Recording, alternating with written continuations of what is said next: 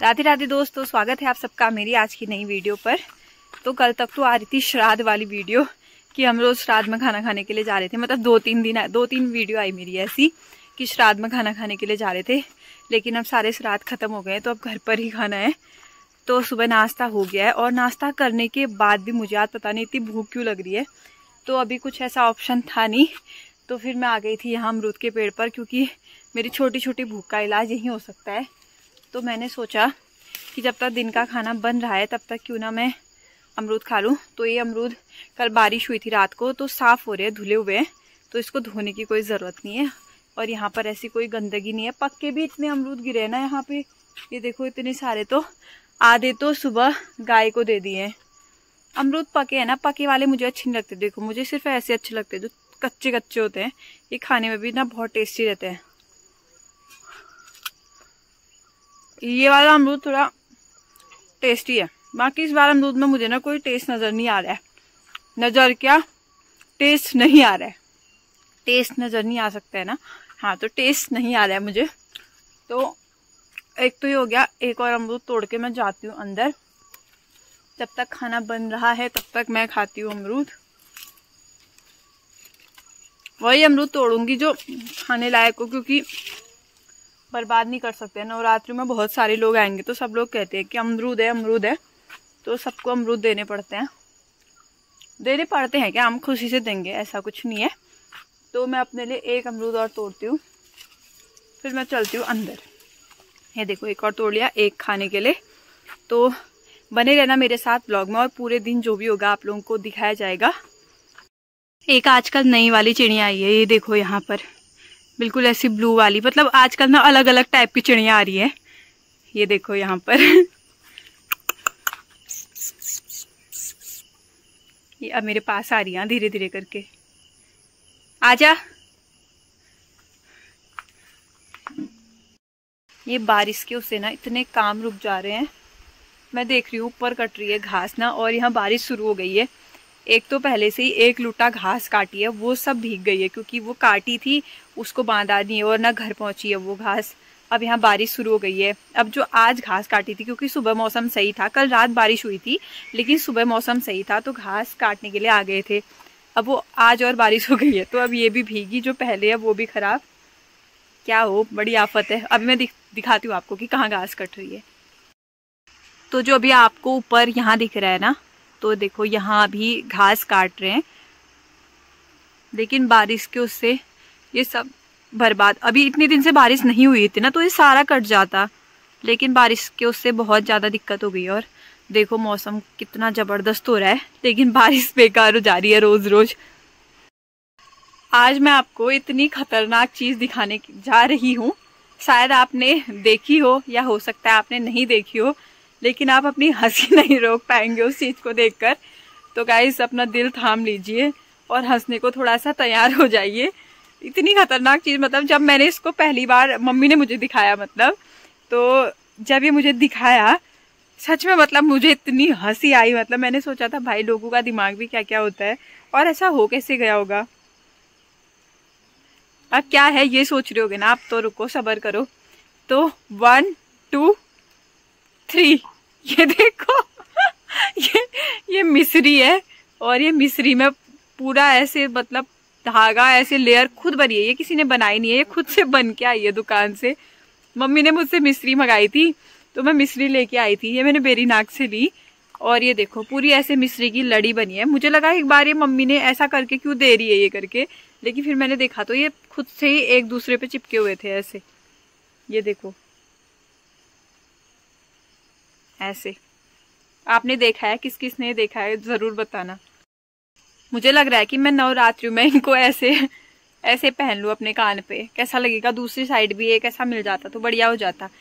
फिर मैं सबको फेल कर लूंगी ऐसे फैशन के मामले में कि मैंने मिस्री की इयररिंग बना रखी है। वाह, लग तो अच्छा रहा है ना वैसे ऐसा भी क्या क्या चीजें आती है मार्केट पर। तो गाइस आज पहली बार मैं आपको दोनों समदन से मिला रही हूँ। एक समदन ये है और एक समदन ये है। आप बोलो कुछ दीदी, बोलो। क्या बोलो? बोलो कुछ भी। पिछले साल देखा होगा आपने इनको ब्लॉग में। आप तो देखो। अभी देखो आपने कहा था ना 1 साल के बाद और आऊंगी करके, लेकिन इस बार वो अपनी समधन को भी लेके आई है। शायद आपने ऐसा सोचा होगा कि वहाँ भारत में जाके उदास न लगे, इसलिए पूरा परिवार ही साथ चलो, है ना? ऐसा हमको भी ले जाएंगे साथ, है तुमको भी साथ ही ले हमको नेपाल। फिर मुझे भी तो इन सबको ले जाना पड़ेगा। मुझे तो उदास लगेगा वहाँ। आप तो बढ़िया। तो इनको तो अच्छे से हिंदी आती है। आ जाओ आप भी। आ जाओ। ठीक है, तो इनको तो हिंदी आती है, समझ जाती है, लेकिन जो हम बोलते हैं फिर ये इनको समझाती है। आपको नहीं आती ना? नहीं आती है ना? आप घर जाके पूछेंगी आपसे ना क्या क्या कह रही थी वो करके। तो आप गाना कब सुनाने वाले हो फिर? गाना को तो तैयारी जो है इतनी तो लोग 15 अगस्त 26 जनवरी की तैयारी नहीं करते हैं जितनी आप गाने की कर रहे हो। अभी आप कुछ गा रहे थे एक बार। क्या गा रहे थे? गाओ फिर। आगे मोड़ी कांधे में धोती हाथी पहले बगल। इतना ही आता है और आता होगा कुछ तो आता होगा ना? 2-3 लाइन भी गाओगे चलेगा। याद नहीं आ रहा? याद तो आ तो न गाने के लिए नहीं हो रहा ना, बीड़ी खाते। इनसे गाओ, बोलो ना। आप गाओ फिर। ये गाती होंगी वैसे तो। अकेले में गाती हूँ, बुढ़िया नहीं तो शर्मा जाती है। अकेले समझो कोई नहीं है यहाँ पे। अकेले है समझो कोई नहीं यहाँ पे, बोलो फिर। नहीं आपको नहीं गाता। आप गाओ, अब मैं नहीं गाती हूँ कह रही है ना। गाओ फिर, आप गाओ। मेरी को तो नहीं आता कुछ।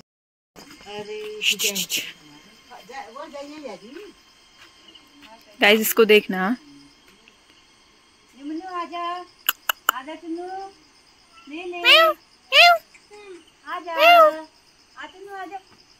पेड़ में चढ़ने की, ये देखो खतरों के खिलाड़ी में भेजना है इसको अब हमने।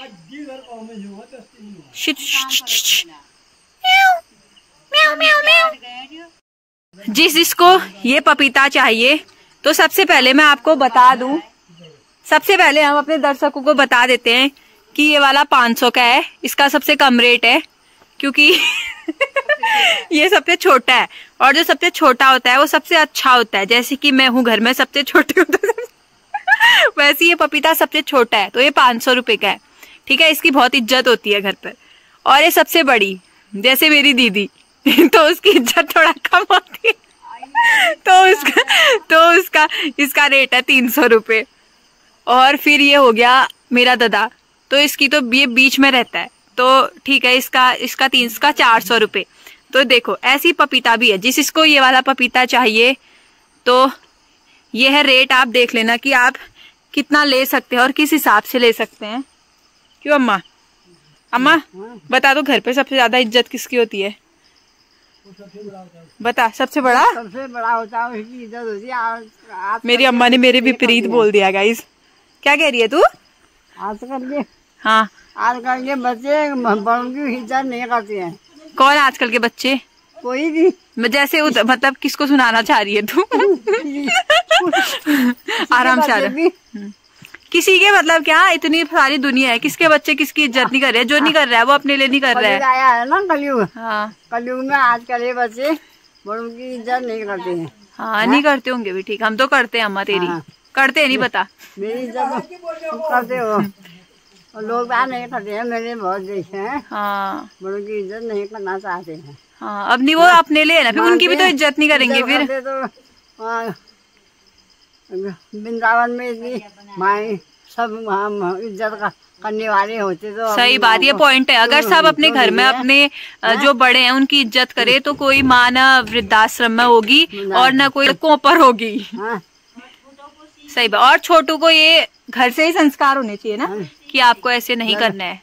एक तो ऐसा भी होता है ना, बच्चे फिर जो देखते हैं वही सीखते हैं पलट के। अपनी माँ को बाहर भेजते। सही बात है। अम्मा ने आज कितनी गहरी बात कह दी है। सही बात है। भागवत में औरतों को सही बात।